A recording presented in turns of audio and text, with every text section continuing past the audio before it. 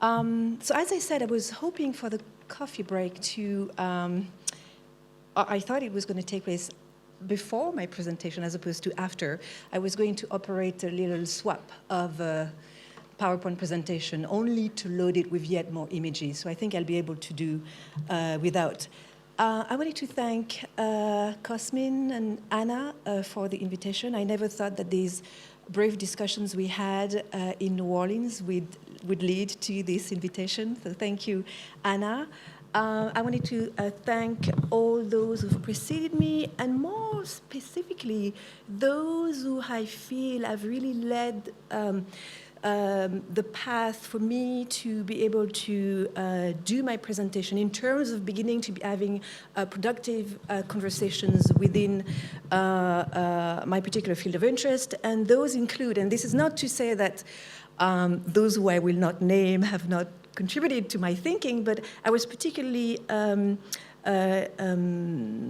interested in Dorian's presentations in TEAS, and lastly, I could not have been provided with a greater ground onto which to stand than with Adrian's presentation. So thank you, Adrian.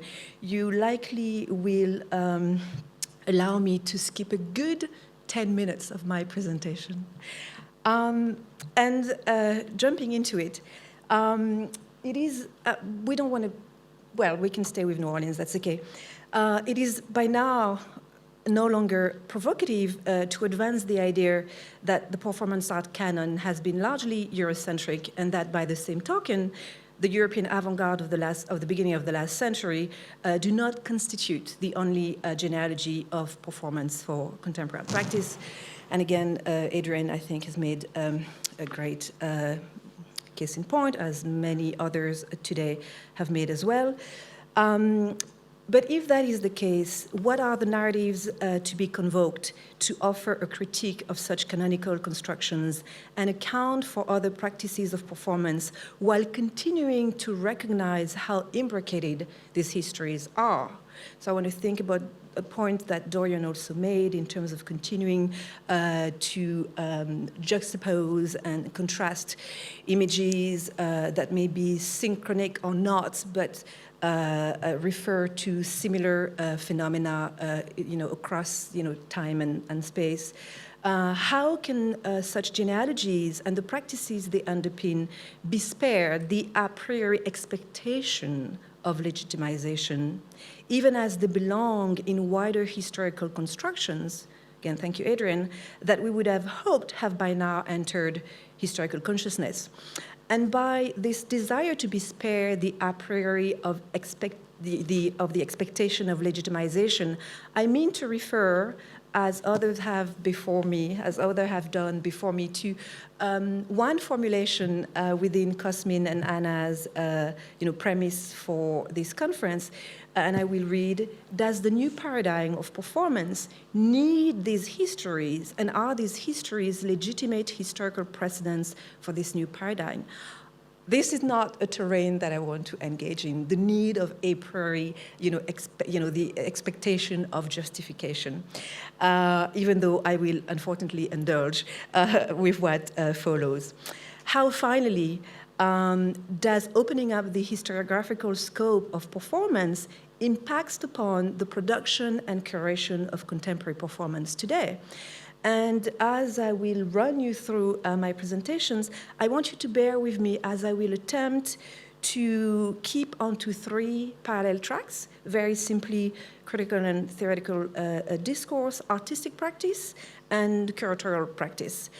Because again, I'm interested in finding ways that these bodies and objects, or objectified bodies, bodified objects, actually do find alternative exhibitionary models to the white cube gallery space or the black box theater.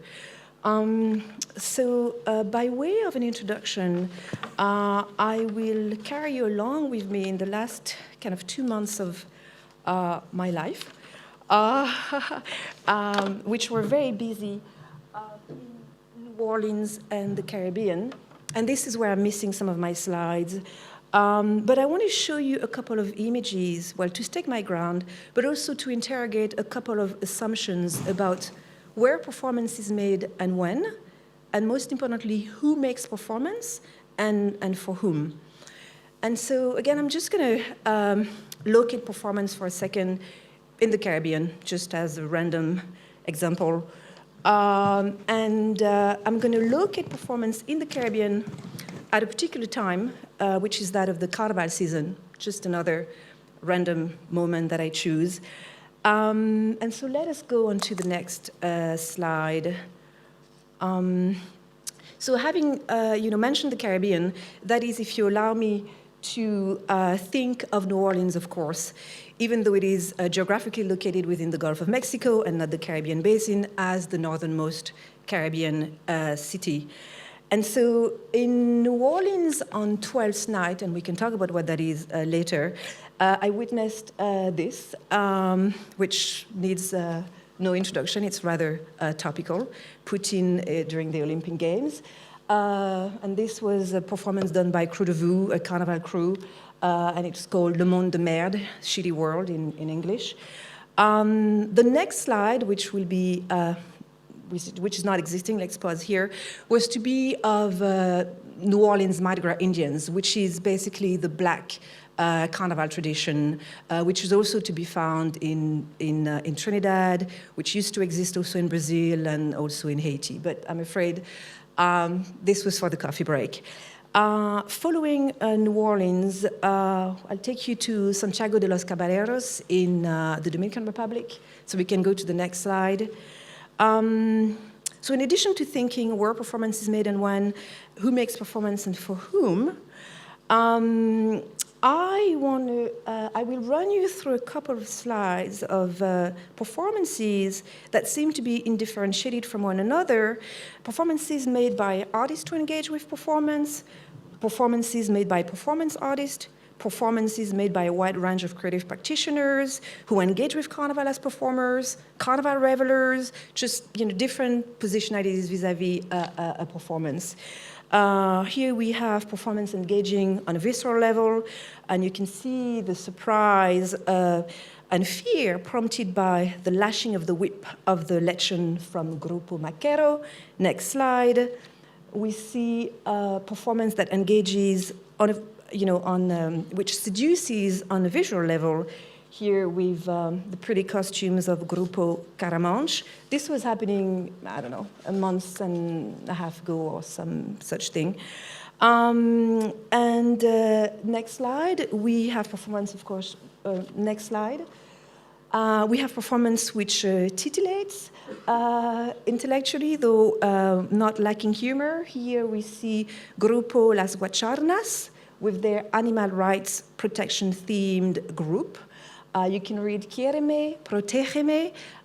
They're basically advocating for animal rights, and they were actually keeping the doggies on leash, as you can see here, from their wrist.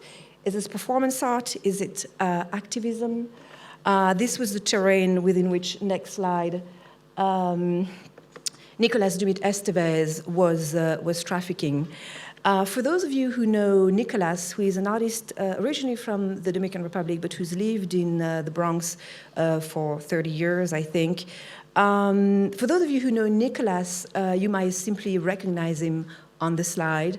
For those of you who don't, you might still assume who of the two is the performance artist, as opposed to the simple Carnival reveler. But basically, Nicolas's performance or project as part of Sea Room, which is actually one of 9 commissioned performances. A colleague, art historian, Krista Thompson from Northwestern University, and myself are commissioning as part of a project called En Masse, Carnival 21st Century Style, which is about to be renamed something much more bland along the lines of Carnival and performance art in the Caribbean. But in any case, within the context of that show, we're commissioning 9 artists to understand themselves as performance artists to do work in various locations in the Caribbean and as well as in North America and Europe, following the Caribbean diaspora and their diasporic carnivals along the way, and attempting to pan an entire carnival slash seasonal festival span within the scope of a year. So this was the first Nicolas's project, which is not simply of course, these images was one of the first ones. And so basically, his performance, addressed the very nature of performance. Again, trying to understand, what is the difference, again, between what he does and what those, carnival groups, which in so many ways can be can remind us of performance practices that we know and yet take place within vastly different settings and in front of vastly different audiences. What really is the difference? I want to go to the next slide. One of the locations, next slide, where one of the locations where we're also commissioning performances is Port of Spain, Trinidad. And I will leave this for later. But again, I'm just going to run you through a couple of artistically bent project that took place within the carnival season in Trinidad this year, again by a wide variety of practitioners. Here we have K2K, which is actually a fashion outlet, which designs seemingly beautiful costumes. Next slide. Here we have a conglomerate of, or collective of artists, writers, designers, architects who have joined in Cat in Bag Productions, did a performance called Suck It, based upon the tradition of the bat. It's a traditional carnival character, the bat. And Suck It was a reference to, the blood suction of those corrupt vampires that are to be found in the Trinidad government, as they are in so many other governments. Next slide. Next slide. Here, another performance which addressed corruption, and it was done by a theater director, Tony Hall, in collaboration with a very well-known carnival designer, Peter Minshall. Very well-known in the sense that, although under-recognized in the art world, he's somebody who, at the height of his success, designed, opening ceremonies of various Olympic Games, Atlanta, Barcelona, and I think Seattle as well. Next slide. Here we have the saga of Jason Griffith's tribute to a well-known carnival designer, another one done by the Belmont Exotic Stylish Sailors. Next slide. And then we have another carnival performance or carnival or intervention within the space, performance interventions within the space of carnival, and that's the work of artist Marlon Griffiths. It was called Positions and Power, and as the surveillance tower and the scanning light of the riot police helmet might suggest, was about police surveillance, not unrelated to themes of corruptions delved into by some of the other performers. With these cursory examples of, again, very recent performances that took place within the space of Carnival in Port of Spain, in Santiago, in New Orleans, I want to indicate how the body of which I am speaking today is not so much a singular or individual body as it is, if not a social and political body, at the very least a collective body. And that is, to me, one of the defining, one of the specificities of the kinds of performance that I'm interested in, which is, again, addressing the masses, for lack of a better word. This is a pun that we're making in the title of our project, en masse, M-E-S apostrophe, short for masquerade, preferred term used in the English-speaking Caribbean for carnival, and also the idea of, the masses and, forms of public address and modes of public engagements. Next slide. I'm finally getting to my title slide, Carnival, a genealogy of performance. And here, I'm obviously understanding a genealogy in the Foucauldian sense as a critical history that is not so much predicated upon a definition of essence as much as it is concerned with identifying conditions of emergence. So my historical reference will be, again, indications of historical, points of emergencies upon which I begin to base this genealogy of performance practices through Carnival, which not surprisingly, maybe actually necessitates also a critical rereading of Carnival itself. I don't know if I should announce the next slide or not. Not just yet. So briefly, I'll kind of run you through, it becomes a little specialized, maybe, if you're not a Carnival scholar, but I'll try and go through this briefly.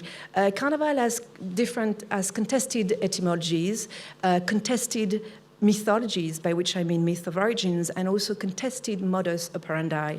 Among these contested etymologies are carne levare, the commonly the accepted one, which means farewell to the flesh. Another one is carus navalis, the chariot of the sea, and that is the one that I am most interested in for reasons we will understand later. Contested etymologies, some see Carnival as dating as far back as the cult of Isis in ancient Egypt. Others, of course, refer to the Bacchanalia and the Saturnalia, Roman celebrations and Greek and their Greek antecedents. And the contested modus operandi of Carnival have to do with, on the one hand, those who understand Carnival as being a mere safety valve for the status quo, and those who understand Carnival as having the potential of operating as a counterpower. So that's just kind of your, Carnival, 101 crash course. I want to go to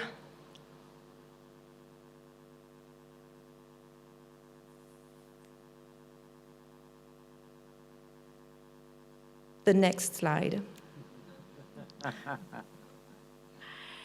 To stay within the Foucauldian realm, and here I'm thinking about madness and civilization, and I think introductory remarks he makes about the Ship of Fools. Luckily, I turned my head and the Ship of Fools was on the screen. What's interesting about the Ship of Fools, and you understand why I place an emphasis on carus navalis as an etymology for Carnival within my, critical rereading of Carnival, resolutely placed within modern times. And I'll pause here for now. What's interesting to me is that the Ship of Fools, Das Narrenschiff, was written by a German theologian a couple of years only after Christopher Columbus, that Genoese sailor, claimed the Americas for the Kingdom of Castile. Next slide. I want to, locate my etymythology of Carnival within, at sea, and I will be jumping ships a couple of times because there's been many instances of performance on board ships. Here we see Le Passage de la Ligne, a well-known ritual during which happened upon crossing the equator, during which a costume Neptune, which you can see on the upper left corner of the slide, would baptize a sailor in a bucket. Next slide. But of course, there were much more ominous performances taking place over the crossing of the Atlantic and of the Middle Passage on board slave ships. And these were the infamous slave dances where slaves were brought up the rolling decks of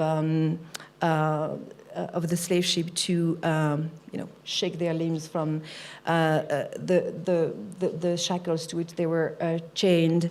And so, of course, I want to highlight the synchronicity between, on the one hand, the Ship of Fools, which is also understood to be one of these mythologies of origins of Carnival, often resurrected. But I also want to,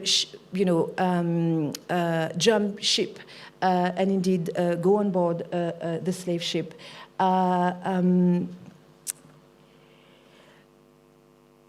And of course, and this is where I prefaced, this by saying that Adrian had saved me maybe another 10 minutes. My interest in Carnival begins during modern time, begins with an understanding of Carnival as being a fundamentally modern phenomenon the minute it crosses over the Atlantic. And it is, of course, this rereading of Carnival history is a means for me to steer clear of, the European genealogies to which you continue to be brought back to, of course, with the over-reliance that many make upon, Bakhtin. And it's actually Richard Schechner, the founding director of the Performance Studies Department at NYU, who wrote in his introduction to Trinidad Culture, Carnival in Action, introduction which is called Carnival Theory After Bakhtin, who writes about the need to think Carnival beyond, the Rabelaisian laughter through which Bakhtin was recuperating this notion of the carnivalesque, turned into literary theory by way of Cervantes' Don Quixote, which he understands to be the first carnivalesque novel, all the way to Dostoevsky's. Bakhtin in both these books, one which of course, Rabelais and His World, and the other one even more pertinent,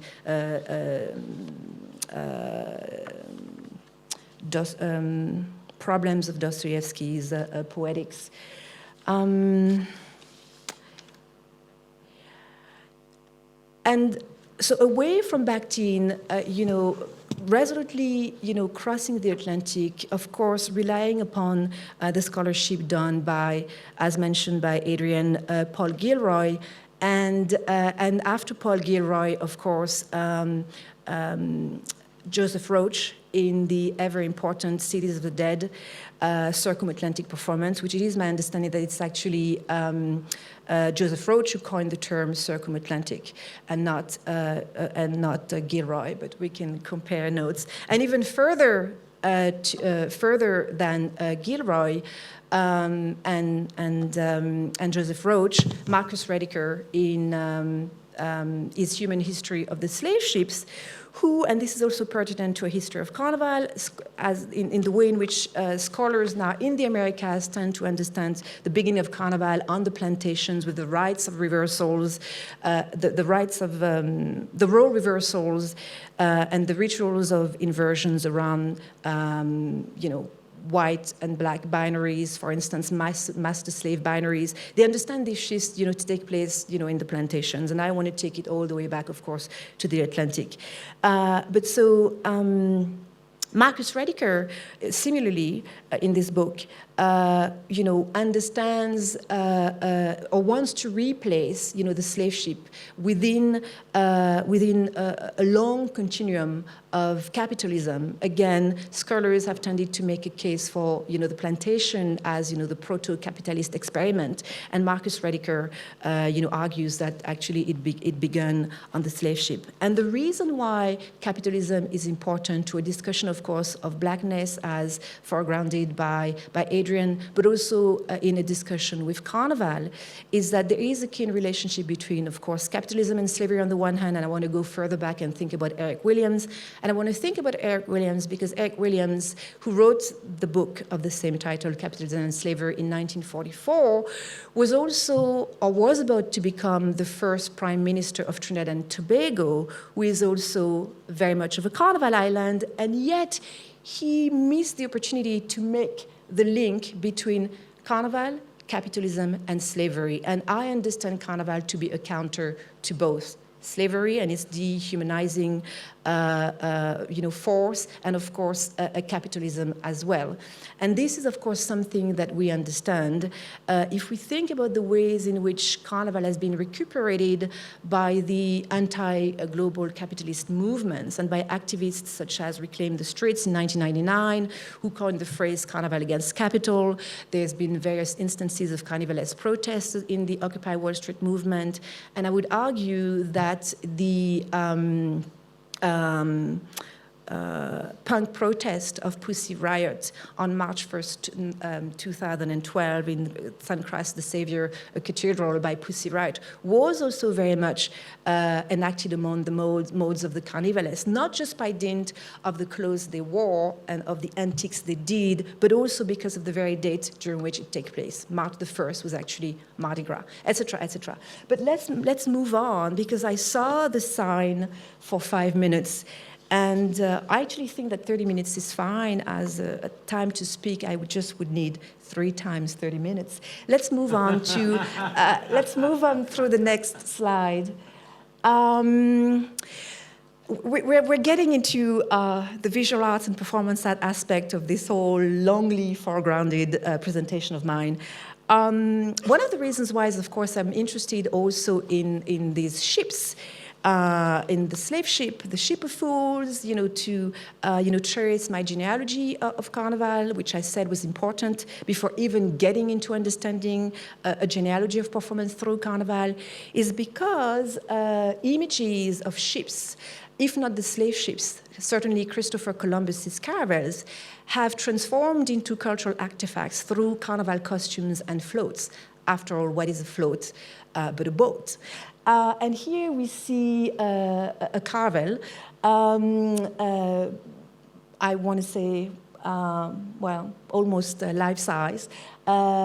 It's a float, basically, of from the Mangueira Samba schools that paraded in the Sambódromo in the Parade of Champions in Rio de Janeiro in 2009. Now, it's interesting, of course, that short of building a slave ship, instead, there's this shift towards, narratives of conquest, located within the caravels, even on the part of those who you would expect to reject, such narrative. But there are representations of the slavery, of course, as well in Carnival, and I will just go quickly through the next slides. So that's slavery according to Mangueira. Next slide. These are field slaves. I mean, they are chained from the neck to the wrist, and they, their carnival costumes, is made of, sugar canes. Next slide. Here we also have a caravel, this time on the flag of Ileaye, one of the well-known Bloco Afro in Salvador de Bahia, and I cannot expand upon it. It's just really going through, visual representations. Next slide. And I really, really love this slide, with this image, a photograph I took in 2005, because when I saw this so-called fancy sailor, I was just like, I can't believe it. He's actually wearing as a headpiece La Niña, La Pinta, and the Santa Maria. Incredible. Next slide. But the one who really brought it home is Coco Fusco in La Chavela Realty Company, which is a performance she did in 1991 in the lobby of the Brooklyn Museum as a companion piece to a performance by Guillermo Gomez Peña. In it, Chavela is a pun on Isabella. She is Isabella la Católica, selling deeds of the New World to the audience. And of course, she wears as a headpiece a caravel. I would suppose it is the one caravel, I think it's La Niña, which Columbus used extensively in his travels to Cuba, if only because of Coco's ancestry. Next slide. And it is actually when coming across Coco's work, and by the way, the costume and the headpiece were done by Pepa Osorio with actually a golden hair wig, that I realized that the 3 ships were actually absolutely not caravels, as you can see. they're just some random boats, but there were 3. And, with this maritime imaginary and this Atlantic crossing that I was, taking at the time, I readily, read these 3 boats, as, Columbus's 3 ships, but it was not the case, which I don't think invalidates my points, but next slide.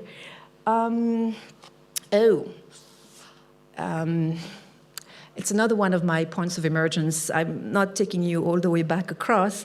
And this is just a little in between. I've always been interested in the ways in which Carnival has attempted to deal with pictorial representations.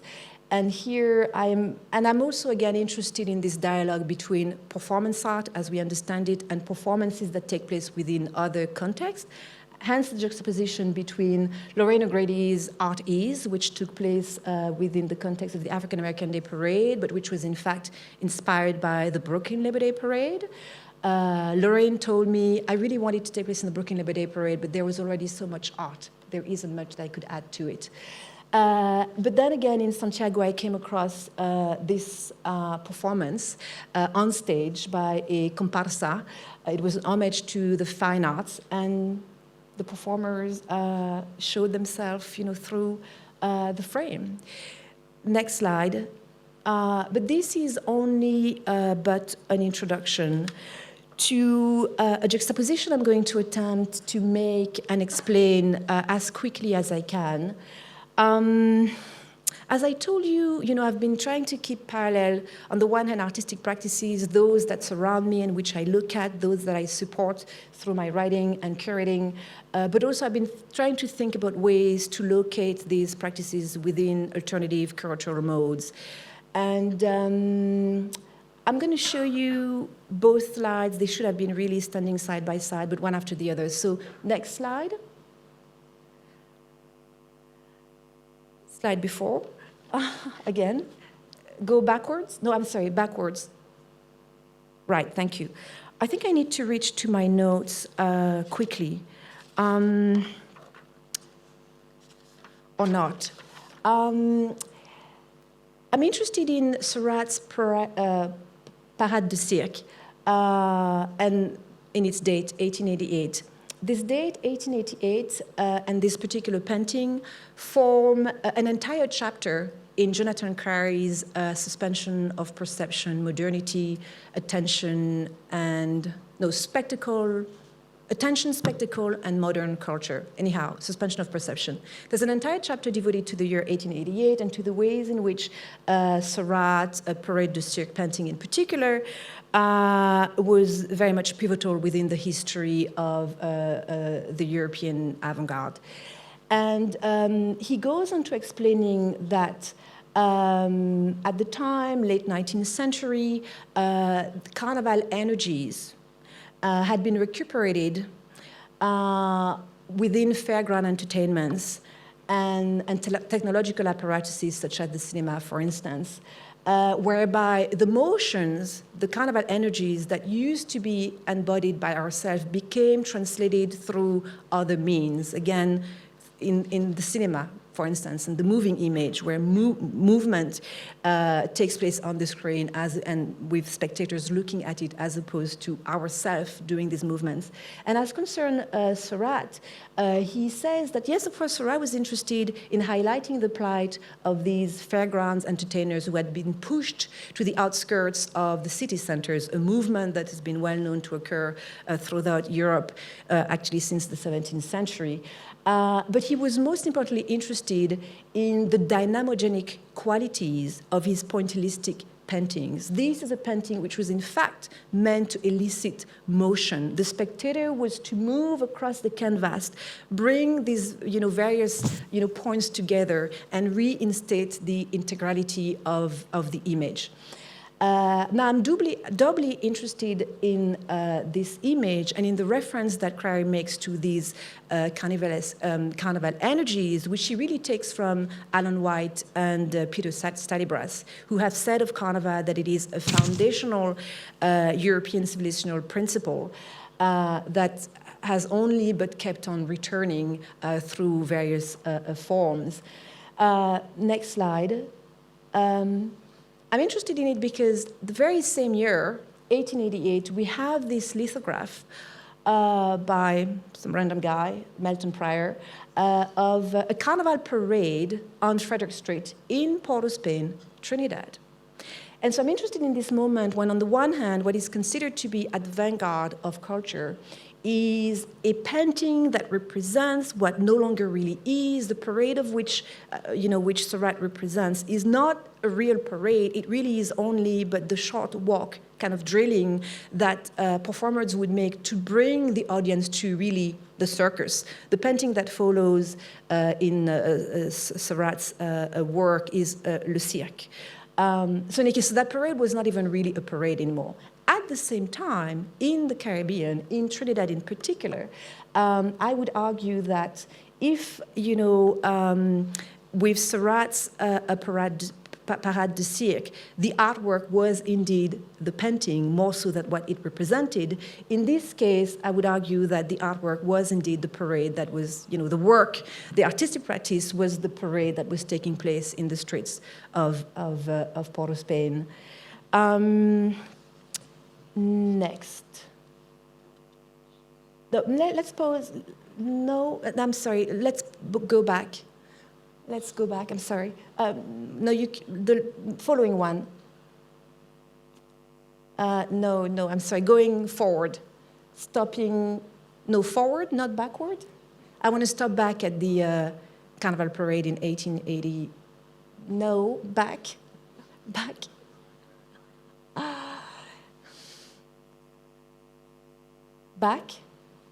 Great, thank you. Let's pause here. Sorry about that, you guys. I was given 1 minute about 2 minutes ago, so I will try to wrap up somehow. It's really been but a genealogy and various moments of emergence within a rereading of performance through Carnival and of Carnival itself that I've been meaning to give you. I really ultimately wanted to end with, a couple of examples of the ways in which these kinds of practices, which address the masses, as I said, and, a collective body, if not a social and political one, as I said, can begin to be curated, again, outside of the usual exhibitionary tropes, related though they are. One of the things that I didn't get a chance to address, even as I went on to showcasing Coco's work, I also wanted to go into her critical writing about what at the time she called the intercultural performance, and the way in which she traces the genealogy of performance practices in the Americas down to essentially three sites: the cabaret. So I was happy to see the Brazilian cabaret in Inti's presentation, for instance, sacred rituals, I think, and also, yes, indeed, the street. But ultimately, she does, stop short of taking it further in terms of what that could mean, for modes of curation. I'm going to operate to close, really, because I know that we're short in time. I'm going to operate another big leap. I really wanted to show you a couple of examples of curatorial projects of mine, which have been trying to encompass this broad spectrum, all at the same time continuing to follow the emergence or the re-emergence of this Carnival principle or paradigm, across time and space. Let's jump a couple of slides. I promise I will do this quickly. No, I really want to go forward now.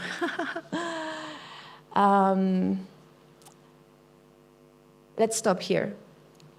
It's going to be very difficult because each and every one of these projects needs a lot of contextualizing, maybe. But though this happened in Gwangju in 2008, within the context of the Gwangju Biennale, and was inspired by the May 18 democratic uprising, this is a project Spring, a code word really for various protest movements.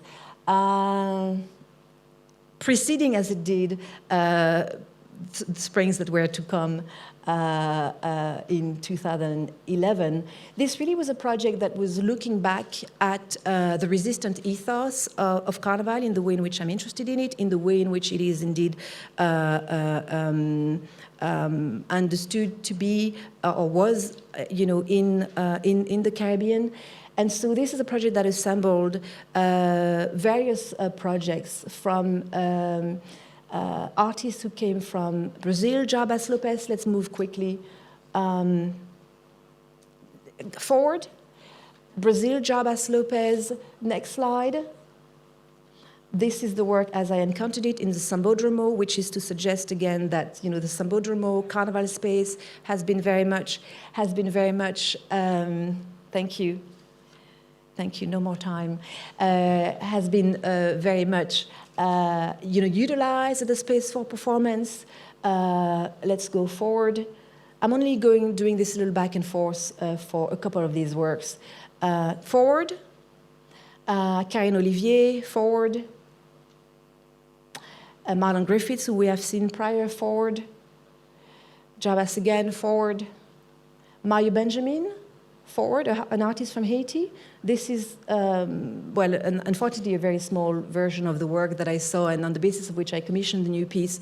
The reason why I'm showing this kind of back and forth between the work in the kind of natural habitat where I found it and the way in which I recontextualized it is that some of my colleagues in years prior believed that I was inventing it all and that I was actually commissioning artists to do this carnival work on a processional mode, whereas in fact, it of course preceded my interventions and I was simply recontextualizing within a processional format.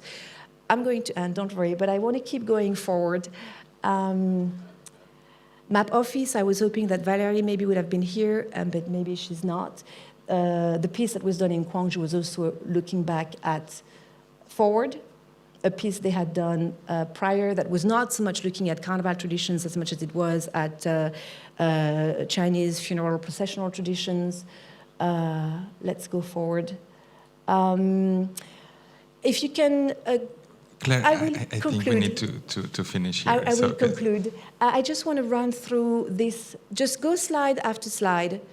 It's unfortunate, and as you go slide after slide, I will conclude. It's unfortunate I don't have a chance to speak about this project because it took place in Cape Town. It was looking back at the so-called Koen Carnival, very much the domain of the colored, and as an attempt, stop, as an attempt to, escape, racial representations and the over-reliance upon which is continuous. I said stop. The over-reliance upon which continues to be made, the artists that actually decided to stage a moving shadow procession to kind of remove expectations of race representation from the performance of these bodies. We're going to end with a last slide, which takes us to a bit into the future, and that's the one. The presentation prior is another project I did in Göteborg that I don't have a chance to go into, but this is a slide of a project coming up that I will do back to the institutional realm in the Turban Hall at the Tate Modern on August 23rd. Really attempting to bring Carnival within this institutional realm. Thanks to Catherine, who seemed to have understood the importance of Carnival within a discourse of performance, and also to have understood the processional nature of the Turban Hall, both of which I will attempt to work with against the background, of course, of the Notting Hill Carnival, in keeping with our interest in Carnival as a practice of resistance on many levels, and specifically coming from the Caribbean in light of the work done by so many Caribbean thinkers and post-colonial theorists, from Eric Williams, whom I mentioned, to C.L.R. James and indeed Stuart Hall. So with this, I will end. Thank you.